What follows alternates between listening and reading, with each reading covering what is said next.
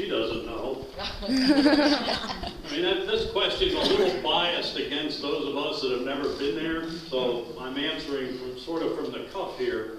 I've listened to 2 or 3 days of budget meetings that the commissioners have had with their department heads, and I, for one, see 2 avenues for them, one of which is a tax increase and one of which is to pull a rabbit out of a hat with more bonding.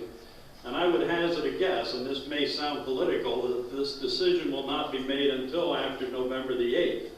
There's not a lot of service that can be cut.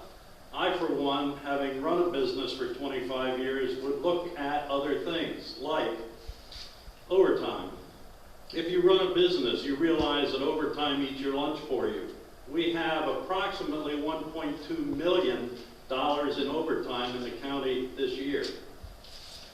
When I asked the question at one of the commissioners' meetings, I was told we can't hire more people to reduce the overtime because there's no space. And I say, what about expanding the hours? I mean, how many of our commuting population can get to the courthouse to get an answer to a question between 8:30 in the morning and 5 in the afternoon? I look at fleet maintenance. We have 87 county vehicles. They're purchased willy-nilly and maintained willy-nilly. They're not huge numbers of dollars, but believe me, there's money there to be saved.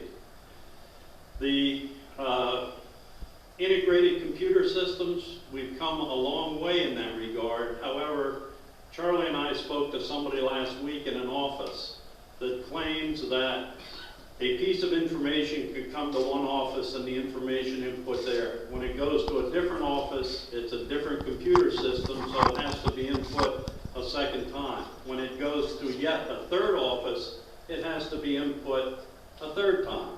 Now, if this is true, and you hear an awful lot, but if this is true, there's money